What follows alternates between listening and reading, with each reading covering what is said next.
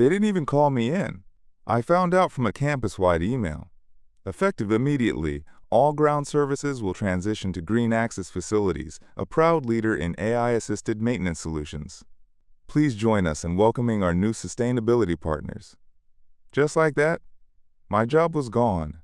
No handshake, no thank you, not even a face to put the words to. My name is Lawrence Denton. I've been the head groundskeeper at Briar Valley University for 41 years. My father held the post before me.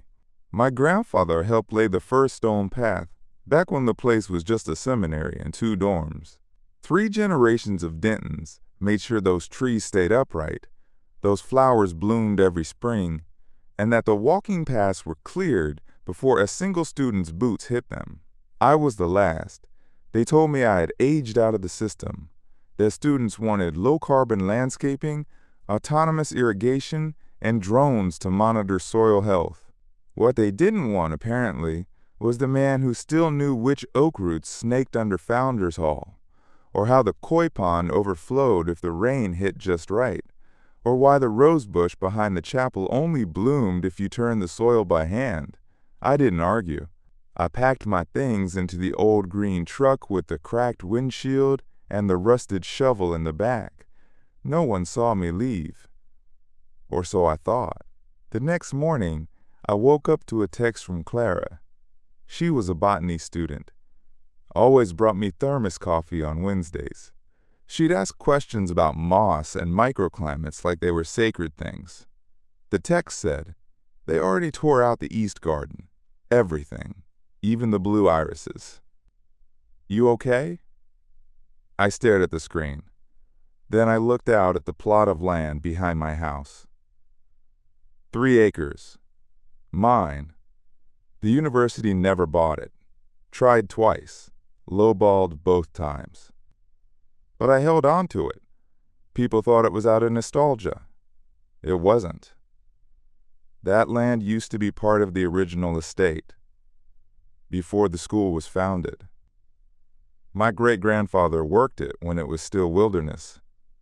It sat just beyond the fence line, and no one had looked close enough to see what was buried beneath it. So I took out the old survey map, dug out the title deed, opened the notebook I'd been keeping for 15 years, the one marked with 2 words, Inheritance Project. If they wanted my gardens automated, let's see how they handle the roots I never let go of. They tore up the elm grove on a Wednesday, said they needed space for a wellness deck, something about hammocks, mindfulness, QR-coded reflection stones. They brought in backhoes and landscaping bots with precision claws that sliced through root systems like thread. I stood at the fence line and watched. The machines didn't hesitate when they hit the soil, but the ground did. I saw it. That slight shift, a hesitation in the earth like it remembered being touched by gentler hands. And then came the smell. Not dirt. History. Old bark and iron-rich loam and broken promise. By Friday, 2 students had slipped on the temporary walk and fractured bones. The drainage had shifted. The paths were warping. But no one thought to call me. So I called Clara. I need blueprints, I said. She didn't ask why, just sent them.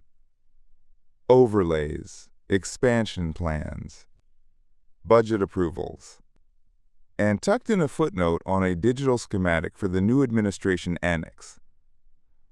Proposed Eastern Annex site, adjacent to Parcel 19B. Parcel 19B was mine. The university hadn't built next to it in over 60 years. It wasn't protected by law, just by memory. Everyone assumed it was empty land. They never looked too closely. But my great-grandfather had. That's why, buried under those 3 acres was something they didn't know existed. A waterway. Not just a stream. An old, natural aquifer that fed half the campus irrigation in the 1900s. Forgotten when the city grid went in, but it was still active. Quiet. steady. And technically, it originated beneath my property line. I walked it that night, pulled up the old concrete cap where my grandfather had installed a release valve, listened to the current. Then I opened the valve halfway. Within 48 hours, the new garden beds on the east lawn flooded. They blamed sensor failure. Unanticipated water table behavior. I smiled. Because they'd paved over memory, I'd preserved it. And now I was going to use it. I called in 2 favors from old classmates of my father's, both in local land management. "Remember the Denton easement case?" I asked.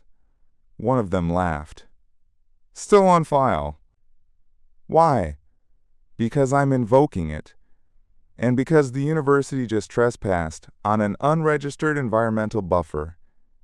They broke ground where they shouldn't have." A pause. Then, "Do you want to stop them?" "No," I said. "I want to reroute them." The university called it a, quote, temporary delay. The east lawn was closed off with branded fencing that read, "Reimagining nature. Please pardon our progress." Underneath it, their new planters were sinking. Not dramatically, just enough to warp foundations, crack stone, drown delicate root beds that hadn't adapted to the water shift. They brought in consultants, topsoil experts, hydrologists. None of them asked who opened the valve. Meanwhile, I started buying land. Quietly. See, what they'd forgotten, or never bothered to learn, was that the original land grant for Briar Valley came with stipulations. Back in 1902, when the estate owners sold the parcel to the seminary, they included a clause. All parcels must remain in contiguous, cooperative use with easement to adjoining natural infrastructure. In plain English, if the university built beyond the natural water boundary, the aquifer under my property, they had to secure mutual use permission from the landholder. Me. They didn't. So I went to the county clerk's office and registered a declaration of intent for land development on parcel 19B. The staff there barely glanced at the paperwork, until they saw the map. "You sure this is where you want to build?" the woman asked. I nodded. Been sure for 40 years. 2 weeks later, I registered a limited liability cooperative. Denton Commons. Not a protest. Not a lawsuit. A counteroffer. An eco-stewardship nonprofit with rights to control use of the aquifer, design pollinator corridors, and, legally, veto any development that endangered legacy root systems or disrupted contiguous water rights. By the time the university got wind of it, I'd already signed Clara on as Director of Environmental Planning. She recruited 5 students, 2 professors, and 1 retired city planner who remembered my father. We didn't hang banners. We just hung a sign. This land remembers who cared for it, and now it gets a vote. The university sent a letter. Dry, legal, vaguely condescending. They requested a meeting to clarify the intent of my development filing and to propose a collaborative resolution. I accepted. But when I walked into that glass boardroom with boots still muddy from my land, they didn't recognize me. Until I opened my folder and laid down a copy of the 1902 easement agreement and said, "You didn't pave over my work, you paved over your own history." And the land just remembered. They came with lawyers this time. 3 of them. Tidy suits, digital briefs, polite smiles. They spoke in layers, all respect the legacy, and eager to collaborate, and surely we can reach an understanding. What they wanted was simple. Rescind the Denton Commons land filing. Turn over control of the aquifer. Sign a non-disclosure. Take the settlement and fade out. They offered 6 figures. I offered coffee. "Mr. Denton," one of them said, with practiced patience, "surely you don't want to stand in the way of progress." I smiled. "Son, I am progress. You just don't recognize it without an app.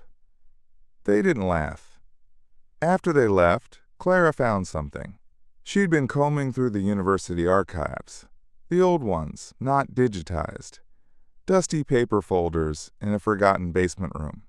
And there, in a weathered ledger bound in twine, she found it, a forgotten deed line.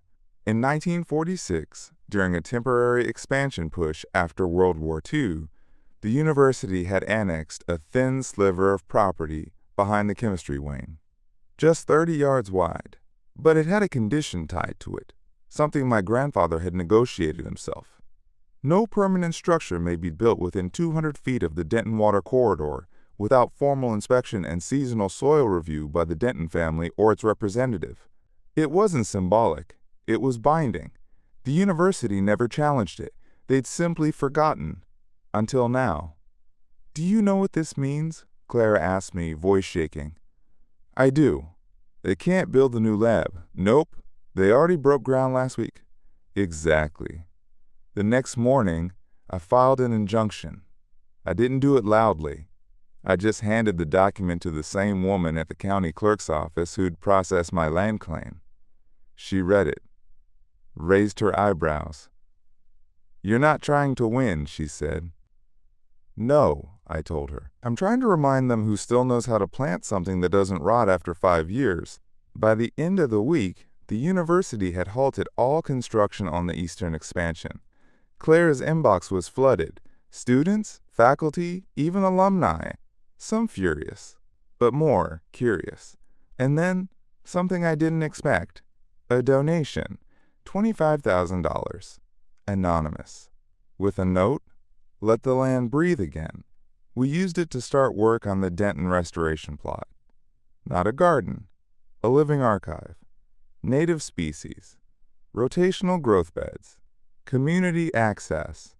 No fences. The university could keep its smart sprinklers and its QR stones.